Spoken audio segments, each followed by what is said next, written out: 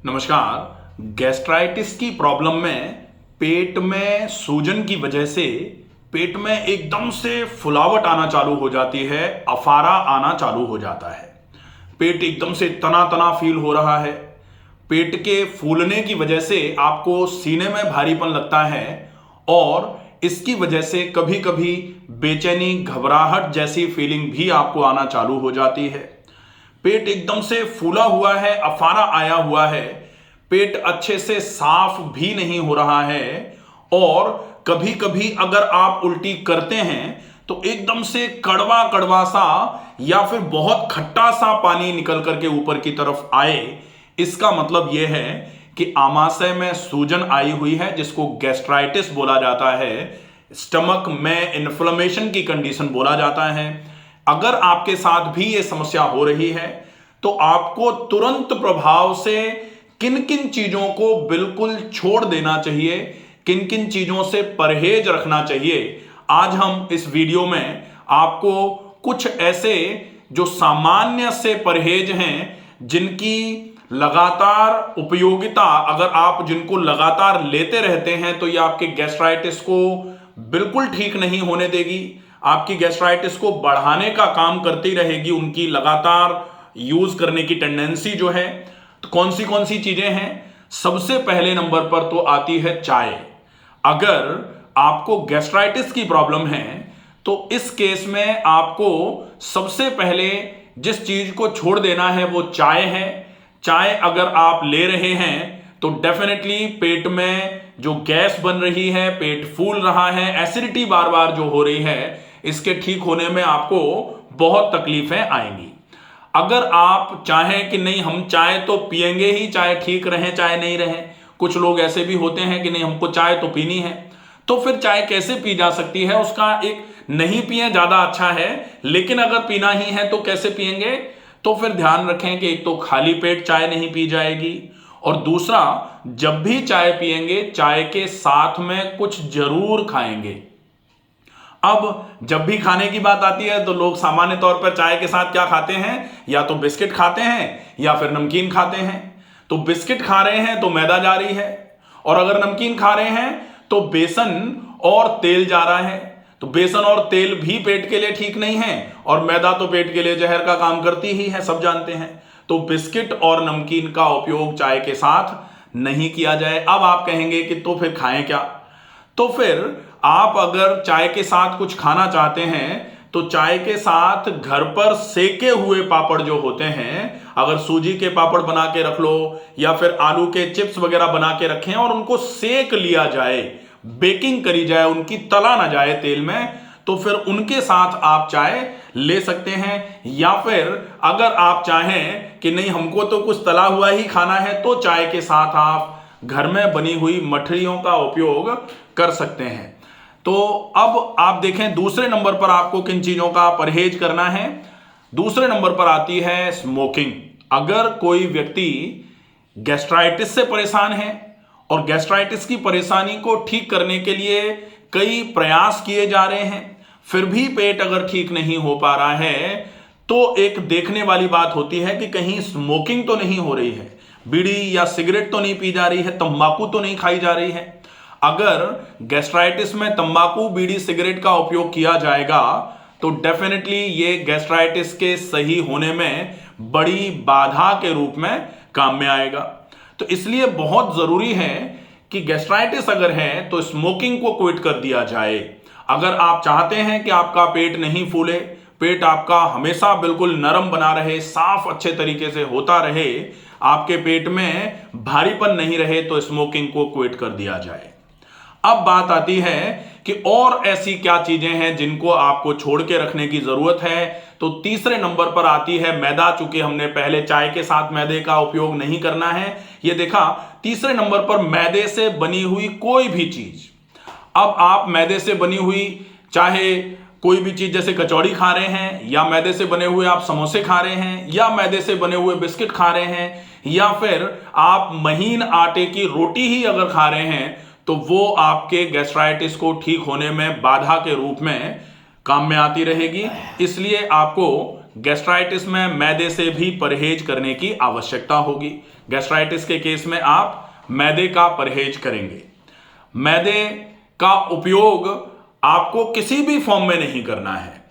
अब चौथे नंबर पर बात आती है कि आप तेल, चिकनाई और मसालों का उपयोग भी कोशिश करके बहुत ज्यादा ही मजबूरी हो जाए तो करें, अदरवाइज तेल, बाकी की चिकनाई और मसालों का उपयोग जितना कम हो सके उतना कम कर दीजिए। आपको बहुत अच्छा आराम पेट की समस्याओं में लगना चालू हो जाएगा। पेट की समस्याएं जो सामान्य तौर पर बात करी जाती है कि आप क्या खाएं जिससे आराम हो जाए, लेकिन वो खाते खाते हम कुछ ऐसा भी खाते रहते हैं जो हमको आराम नहीं होने दे रहा है। तो वो क्या क्या है वो आज हम आपको बता रहे हैं। तो मसाले भी परहेज में जाएंगे। इसके अलावा जो आपको परहेज रखना है वो है हैवी मील्स। बहुत ज्यादा मात्रा में भोजन एक बार में कर लिया जाए। अगर एक बार में ज्यादा मात्रा में भोजन करने की टेंडेंसी है तो फिर क्या होता है कि आज अच्छा बना है, ज्यादा खा लिया। अब वो ज्यादा खाया हुआ 7 दिन से बिल्कुल ठीक ठाक चल रहा था सब कुछ, अगर एक बार कुछ ज्यादा खाने में आ जाएगा तो डेफिनेटली प्रॉब्लम हो जाएगी। अगर आपने महीने भर का फॉलोअप किया, आपको बहुत अच्छा लग रहा था, लेकिन एक दिन जाके कहीं दावत में खा लिया तो फिर प्रॉब्लम हो जाएगी। तो अगर आपको कुछ खाना भी पड़े तो कोशिश तो करी जाए जिनका उपयोग नहीं करना है वो नहीं खाया जाए, लेकिन अगर आपको मजबूरी में खाना पड़े तो उनका उपयोग कम से कम हो। और फिर यह ध्यान रखा जाए कि अगर कोई अच्छी चीज भी है जिसको आप खा सकते हैं सामान्य तौर पर, उसकी भी ज्यादा मात्रा आपके लिए नुकसानदायक होगी। तो अगर कोई व्यक्ति लौकी और मोटे आटे की रोटी ही खा रहा है, लेकिन यह भी अगर ज्यादा मात्रा में खाई जाएगी तो कहा जाता है अति सर्वत्र वर्जयते, अति तो इस चीज की भी बुरी मानी जाएगी। तो आपको अगर हल्का फुल्का खाना भी खाने के लिए बोला गया है तो उसकी मात्रा ज्यादा नहीं होनी चाहिए। अब एक चीज जिसका परहेज आपको रखना है वो है लेट नाइट डिनर्स। ये बड़ी समस्या होती है। लेट नाइट डिनर्स में अगर आप किसी भी वजह से शाम का खाना खाने में लेट हो गए हैं तो आपको यह विशेष ध्यान रख लेना चाहिए कि अगर आप बहुत लेट हो गए हैं तो आप या तो उस खाने को स्किप करो।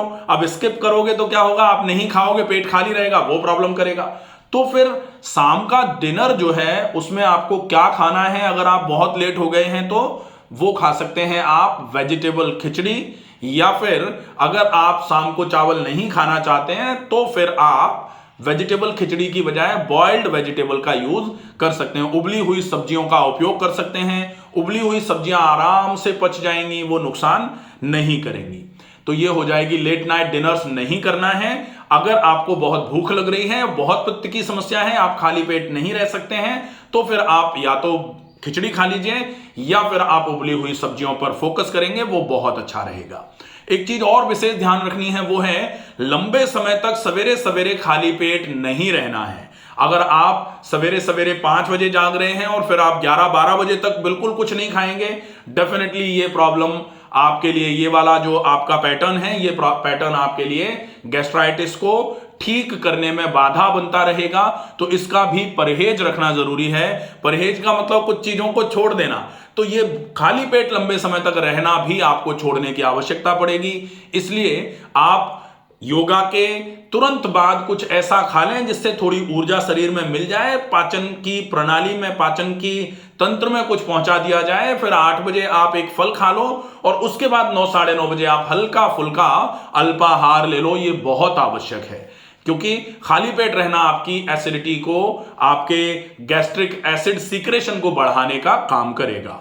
तो ये कुछ चीजें हैं जिनसे बचने की आवश्यकता है। सबसे ज्यादा जरूरी अब लास्ट में जो आता है वो है तनाव। तो परहेज रखना है तनाव से, तनाव नहीं आना चाहिए। अगर किसी भी वजह से तनाव आ रहा है तो कोशिश करें उस वजह को जितनी जल्दी हो सके समाप्त कर लिया जाए, या फिर तनाव प्रबंधन के लिए, स्ट्रेस मैनेजमेंट के लिए मैंने पूरा एक वीडियो अलग से बना रखा है। तो stress management by doctor Ramakant Sharma, वो वीडियो आप सर्च कर लेंगे। आपको किन किन चीजों का उपयोग करके तनाव को दूर करना है वो सारी चीजें उसमें बताई गई हैं, उसका उपयोग करेंगे ताकि तनाव आपके शरीर में नुकसान ना कर पाए। ये सारी चीजें हैं, इनका आपको परहेज करने की आवश्यकता है। ये अगर अच्छे तरीके से फॉलो करेंगे तो डेफिनेटली आपको फिर आपकी जो चीजें हैं व्हाट टू डू तब काम करेगा। क्योंकि व्हाट हम जो करना है वो तो कर रहे हैं, लेकिन जो नहीं करना है अगर उसका ध्यान नहीं रखा जाएगा तो फिर डेफिनेटली आपको नुकसान होता रहेगा। जैसे जुकाम की गोली तो आप खा रहे हो लेकिन बार बार ठंडी चीजों का उपयोग कर रहे हो, तो फिर गोली कितना काम करेगी। यही ध्यान रखना है कि अगर आप ठीक होने का प्रयास कर रहे हैं तो जो खराब करने वाली चीजें हैं उनसे भी बचने का प्रयास जरूरी है। उसी को परहेज बोला जाता है। तो इन चीजों से परहेज अगर रखेंगे डेफिनेटली आपकी गैस्ट्राइटिस में, पेट की फुलावट में बहुत जल्दी आराम होना चालू हो जाएगा। आपको बिल्कुल बहुत बढ़िया लगना चालू हो जाएगा। आशा है ये वीडियो आपको पसंद आएगा। ज्यादा से ज्यादा लोगों तक इस वीडियो को पहुंचाएं। जिन लोगों को पेट की समस्याएं हैं उन लोगों तक अगर ये इंफॉर्मेशन पहुंचेगी तो डेफिनेटली उनको बहुत अच्छा लाभ होना चालू हो जाएगा। स्वस्थ रहिए, सुरक्षित रहिए। धन्यवाद।